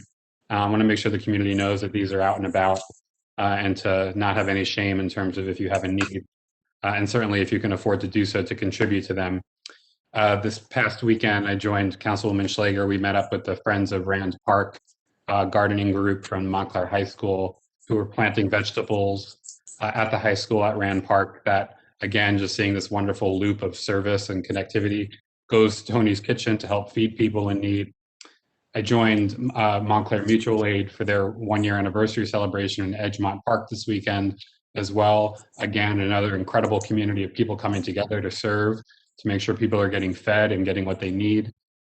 Just incredible stuff. The skate park kids had a cleanup this weekend that we went to, which was great to see them picking up all the trash around inside. I want to thank Jordan Tassy and Taron Jenkins, who, while recycling was shut down, were quite the entrepreneurs going around town. We had this great system of, people were sort of donating directly to, for example, the Human Needs Food Pantry, and then they in turn hired the services of these kids to come and pick up the recycling that they needed to be brought to the center. These guys ran all over Montclair helping people. It was really great to see that. And lastly, I want to thank our federal elected officials, so Congresswoman Mikey Sherrill, Congressman Donald Payne, Senators Cory Booker and Robert Menendez, for securing the $3.8 million in direct aid for Montclair Township, in addition to the millions and millions of dollars that will flow to individuals, small businesses, schools, et cetera. This is going to make the difference in how we both survive and thrive. And it's an absolute huge deal. I know, Mayor, that you've recognized them and thanked them as well. So I just wanted to echo those sentiments. it's really, really a wonderful thing, and it makes me optimistic about the future. Thank you. So thank you. Next, Councilman Russo. Thank you, Mayor, and just want to thank people for what they did for me a year ago. My mom passed away April 5th, so we're not going to meet till April 6th again. I just want to thank people who helped me get through that 3 or 4 weeks, which was COVID related, in which we had such a struggle. We couldn't even have a funeral at Caggiano's funeral home, but they did the best they could. No family could meet, no people who knew my mom at Bel Air House could do anything, and it was just a tragic time. We were trying to have a commemoration. A year later, we told everybody, well, we're not meeting for the funeral, but a year from now, we'll do memorial, and there really is no way to do that still. So thank you to all the members of the Montclair community who looked for Florence Russo for 101 years as a great lady in Montclair. And that brings me to my congratulations to all our Irish residents for St. Patrick's Day tomorrow. I already went to Tierney's yesterday. May head to Egan's, but we went to Tierney's, had some good corned beef. Talked to the Tierney family. Folks have been doing this for years. We just can't do what we used to do. Last year on the 16th, I think it was, Mayor, the 16th was the last time we went to Tierney's, had a big hamburger with those delicious onion rings, and had hamburgers, and we had corned beef. But the next day they had to close. St. Patrick's Day was the day that this great old Irish restaurant bar had to close. And, you know, this whole year's been a struggle for all of us. So I just wanted to thank, particularly when I think of this, when I think of my mom, it's John V. Kelly, whose tie I'm wearing right now. I'm wearing a tie for St. Patrick's Day that says on the back, compliments of JVK. Now, John Kelly was a great nonpartisan, bipartisan assemblyman in the mid-'80s with we had Assemblyman Steve Adebato Jr., Buddy Fortunato from Montclair, Adebato from Montclair. John Kelly was a Nutley Bank president, and he gave me my first loan that got me the condo that my mother lived in for the last 25 years at the Bel Air House. So I got a loan of 9.5%. At that time, you know, 9.5% was looked at as good. But John Kelly gave me my loan that made me move to Montclair and buy a place 33 years ago at the Bel Air House, a condo. And I just wanted to acknowledge him because his family lives, some family members have lived on Briar Hill Road. I was talking to Brian Scalberry earlier about this. The family is connected and they have a foundation, the John Kelly Foundation. So anyone who wants to contribute and help, John Kelly, great banker and assemblyman, and he was a commissioner in Nutley. He was actually mayor of Nutley at one time, a great Irish politician. And that brings me to my thanks to Assemblyman Giblin, Senator Dick Cody, Tom Giblin, as I said, Phil Keegan, who helped my father when he needed a job years ago, and our own Brendan Gill and his father, Mr. Gill from Glenfield. They're all great Irish political leaders who I want to congratulate on St. Patrick's Day and say we should support all of our restaurants for takeout, if nothing else, on St. Patrick's Day. It's just that this is a time that I remember President Kennedy. I've got my poster here from 1960, and that's how I got started in politics. Sean knows this, having given me a gift, and Deputy Mayor Herlock knows because he looks like Kennedy. We tease each other a lot, but you know, that's the start for me. When I was 12 and 13 in Newark in high school and elementary school was John F. Kennedy. And then it was Giblin and Keegan and Cody and Gill and all these great folks who've given me my Irish political credentials. Even though I have relatives in Puerto Rico, I am Italian American, but I do have an Irish heart. So congratulations to all our Irish community on St. Patrick's Day. Thank you, Mayor. Sir. Next, let's go to Deputy Mayor Herlock. Thank you, Mr. Mayor. But how do I follow Mr. Russo and his very nice comment? Thank you, Bob. I guess I should go like this with my hair. Would that be appropriate? The hand in the pocket. The hand in the pocket. I couldn't do the hand in the pocket because I'm sitting, but I would have done that. But You have a green shirt? Is that a green shirt? I have a green shirt, and I also have a green tie on as well. Yes. I celebrating St. Patrick's Day tomorrow as well. Even though for the record, I'm not Irish, but I am Italian, English, Norwegian, and Native American. So, but thank you, Bob, seriously. Thank you, Mr. Mayor, as well. Just a couple of things real quick. I want to I'm thrilled that the men and women of the Department of Community Service are back and healthy, and we restarted our recycling collection. I know it was a rough couple of weeks for everyone, but the health and safety of our township staff is paramount, and I was thrilled, Mr. Stafford. Please send my thanks to everyone at DCS who've been involved. I'm quite frankly amazed that we've gotten as far as we have during the pandemic and not had something more serious happen. So again, thrilled that everyone's coming back, and I look forward to working with my colleagues, Councilwoman Schleger and Price Abrams. We've got it's Board of School estimate season, so we're starting day after tomorrow. Thankfully, we didn't schedule a meeting tomorrow afternoon, tomorrow night during the St. Patrick's Day festivities, hopefully for those who partake. Just want to remind everyone, Montclair is a special place, and we've all come together during the pandemic, and we will continue to thrive. And I was thrilled to receive the report from the co-chairs. Thank Mr. Pascrell and Ms. Palmer for the work that they've put in, and all the members who volunteered. It's really nice how everyone has really come together, and that's what embodies Montclair. Thank you very much, Mr. Mayor. Sir, next let's go to Councilwoman Schleger. Yes, thank you, Mayor. And speaking of recycling, Deputy Mayor Herlock, there's going to be a Montclair bike swap, and it sounds really fantastic. And it is sponsored by B'nai Keshet Synagogue, which is at 99 South Fullerton. And you could recycle an old bike that you might have that you want to give to them, or you can have the opportunity to find a new bike. And there's kids bikes, adult bikes, tricycles, anything on wheels. And the drop off for the bikes are Sunday, March 28th from 9 a.m. to 11 a.m. and Friday, April 16th from 3 p.m. to 5 p.m.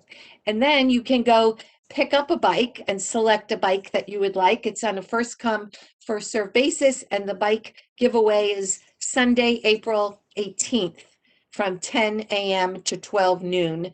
And I think it's a great program, and it's the ultimate recycling, perfect timing for the spring and bike season. So I want to let everybody know about that. And that's about it. Thank you. Thank you so much. Next, let's go to Councilwoman Price Abrams. Thanks, Mayor. I've also been in the spirit of this meeting, starting again with the chairs of the task force, thinking about the volunteerism that's so vibrant and present in our town. And really want to thank, David and Shante, as well as those co-chairs of those subcommittees who've done a ton of that work. And I know it's our past Mayor Ed Remsen and Raj Amin and Roger Terry, our past councilman and deputy mayor. And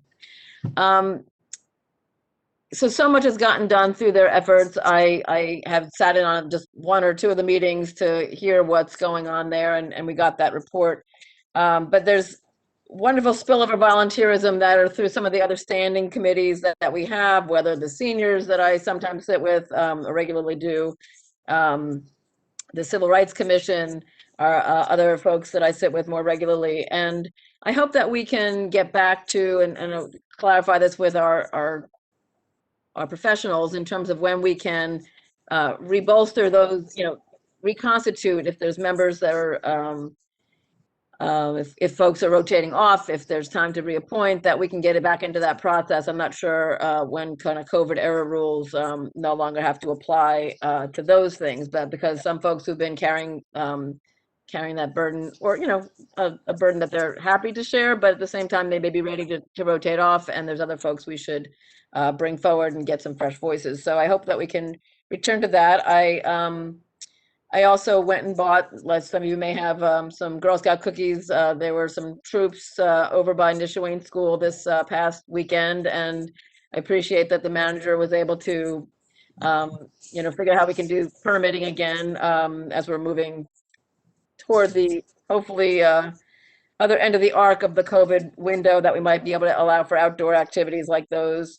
I also wanted to acknowledge all the folks from the department who had been ill and returned, and recycling and restored, for so many folks in town who, felt the frustration. I hope that people can appreciate that we have a pretty good set of services here in this community where I think it's a form of us having abundance. And so when we don't have what we expect, I think there's a lot of challenges, and somewhere in the business communities, it probably was more challenging because of the buildup of stuff that they had to recycle and such. Nonetheless, happy to be on the other side of it. Glad that those members of our workforce are restored to health. The other thing I just wanted to mention, and perhaps someone else can clarify the dates, but Earth Day is coming up in April 22nd, and I know there's going to be a weekend at the parks. I think it's the 23rd and 24th. Councilor Yacobelis may know the dates, but you'll get more notice about that. But there's opportunities to volunteer and beautify and clean up, and Earth Day is a special day in my orbit, so I hope everyone will participate as they can. And Councilwoman, it'll be the 24th and 25th. Thank you for clarifying. I'm sure there'll be word about that. Thanks, everybody. I feel obligated to say that it was, although I appreciate your thanking me, it was Councilor Cummings that made the arrangements for the Girl Scouts. So I'm sure everyone who was able to buy a box or 30, as some people did, was thrilled that he did that. Well, and I was remiss, Councilor Cummings, because I know that you did actually play a very strategic role in moving them to a perhaps better location, et cetera. So I thank you as well. And I did buy my several boxes plus one for my mom. Well, I will have to say that who left the lasting mark was certainly Councilman Russo, because when I stopped over to pick up my cookies, they kept mentioning, do you know there was this councilman who came over and apparently handed his business cards to every young child who was there. But good, Bruce, appreciate that. I got 6 boxes. Right. It's not enough shortbread, though. Shortbread ran out. Yes. Okay. Councilman Cummings. Yeah, thank you, Mr. Mayor. I think Mr. Russo's actions proves that when he says he's not running again, he's already out there, getting the next vote of voters set up. So, you've already told us your future is not over. Mr. Mayor, I want to thanks again. And I do want to acknowledge the task force. And I think one of the connections is, the funding that we're giving Toni's Kitchen for the daytime respite, which is direct as a result of the task force working together to kind of fund some things. And couple of announcements I'd like to make. I had a good call with some folks with the YMCA received a grant recently for a bi-weekly food distribution from March until the end of March until August. And the grant was specific to those senior citizens who are most in need. So if you have some seniors that you know of who are in need, homebound, they're going to be distributing about 70 boxes every 2 weeks, where they're going to be delivering these boxes directly to the people. The grant was specific originally for the 4th Ward, but Buddy, if you know Buddy and his team, they're like, hey, we're just going to help anyone who's in need. So that's something to look forward to over the next couple of weeks. I want to thank Amina Toller from Montclair Mutual Aid, who, she's everywhere. Al Pelham, as well as the Y. We were on some calls, and I think in one day we up to 55 seniors that we've identified already. So that's something I wanted to bring up to the folks here. And Peter, you reminded me, young man who's part of the Young Black Fathers, Rajan Davis, stepped up with recycling support for some seniors in the 4th Ward, where he went and picked up their recycling for free and then dropped it off. So I just want to give him a shout out because, he stepped up and did what he had to do. 2 points that I really want to make. One regarding rent control.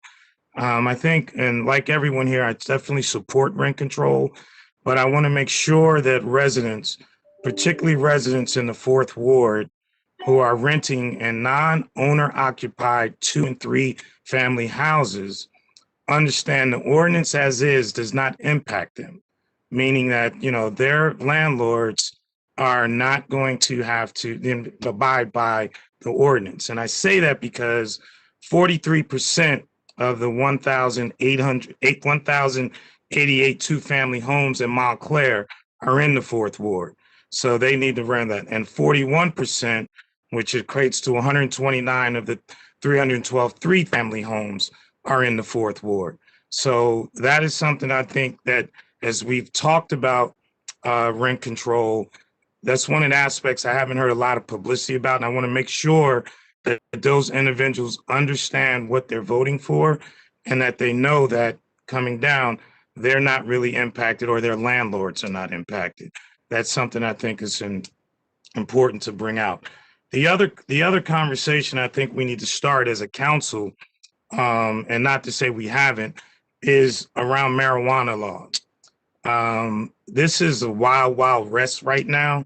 I was on a League of Municipalities call a couple of weeks ago, and as of right now, this thing has really no limitations.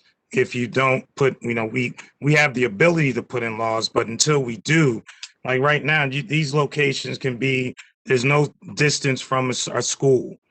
Unlike liquor license, it's not, there's no laws of that, the number of licenses that we can put out there.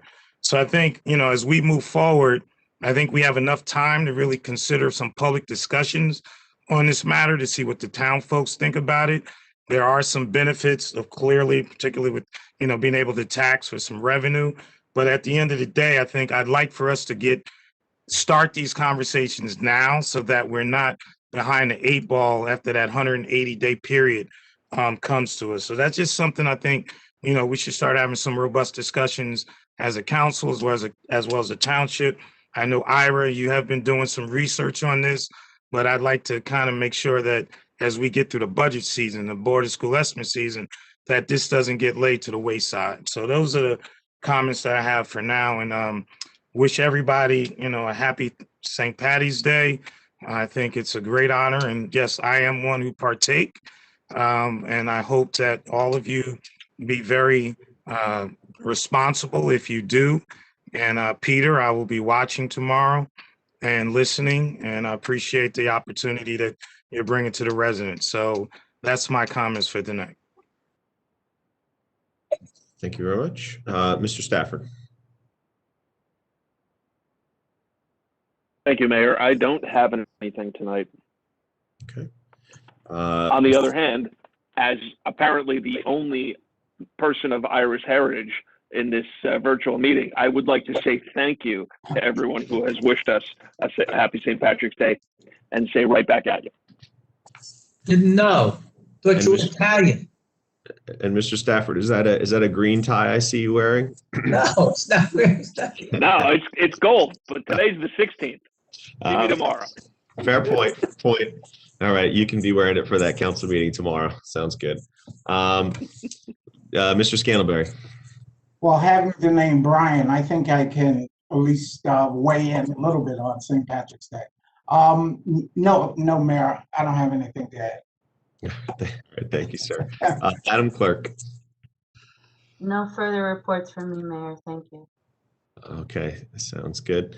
All right, well, I will just simply close this out tonight by also saying, first and foremost, really excited that our DCS crews are back healthy. That's great news, first and foremost. And then certainly their ability to get out there, and I know that they've been working hard throughout, and now back there picking up recycling again. That's great news. As was stated before, we appreciate everyone's patience and understanding during an unprecedented pandemic, but Mr. Stafford, kudos for kind of managing that situation. I think what's right at the undersurface there was, if not handled correctly and allowing everyone a chance to become healthy and back at work well, could have easily spilled into regular garbage pickup and what that would mean and the challenges there. And certainly it would be enormous. So, certainly taking a situation that wasn't ideal and figuring out a plan that worked, that got people safely back was well done. And certainly we appreciate those efforts. So I just want to commend you and everyone involved in that process. And hopefully residents recognize that there was another side to this of a potential worse pieces if it wasn't handled properly. So nice job. Do also want to say, certainly Other good news in addition to that was really happy to stand with many of our educational leaders in town and announce vaccinations for educators in Montclair to help provide another tool to get students back to safe in-person instruction. Certainly I know that also partnering up with the state and connecting them with our district on batch testing. I know that's something they're rolling out as well, which is really great news. Again, another tool.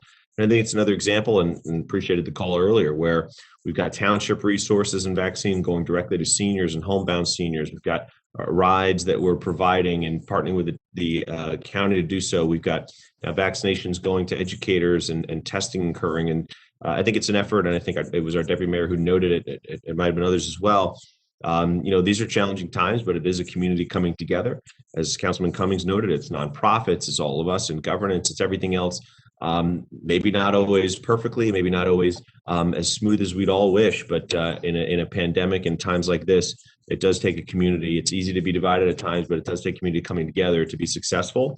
And certainly we're happy to see, I think all of us, maybe a little bit of that light at the end of the tunnel, that we're getting towards a new normal, but a normal nonetheless of back to what we love and appreciate. So good news on that front as well. I certainly, want to say that, around those efforts and some of the things announced tonight in the task force, I want to give them another great shout out, the great work that they're doing, and Shante and David for coming today. That was really appreciated, and sharing some important information, and those partnerships that I talked about, whether it be that massive grant with Toni's Kitchen and other pieces, but also, as Councilman Cummings noted, the dollars we put towards them to help with homeless and other pieces. That's that partnership that matters so much, and I think there's a lot of that's been going on. We've done, a lot as Councilman Jacobellis noted, along with our deputy mayor. We've, partnered directly to get dollars into. We've had our own grants for small businesses, but we also partnered with the BID and other entities to maximize these pieces. It's been a big effort, a long effort here, but the work continues. It's important work, and we'll be doing it all the way through and then beyond this pandemic. And certainly was just happy. The last thing I'll note was it. There's a lot going on and a lot of challenges, but it was certainly nice. I know my council colleagues have noted it, to show up and get some Girl Scout cookies, and to all of them being a buzz with all the council people who'd shown up, and that they were getting cookies and we were buying them, and it was just a fun experience. It was nice to be outside there and enjoying each other's company. So kudos to those pieces matter as well, and thank you to all my colleagues I know who stopped by as well. So with that, I want to say thank you, everybody. Appreciate everything that you're doing. Stay safe at home, and we'll see you soon. And with that, motion to adjourn. So moved. Second. Heck. All in favor? Thank you, Mr. Mayor. Bye. All right, everybody. Bye-bye. Well, everyone. Bye-bye. Bye-bye. Thank you.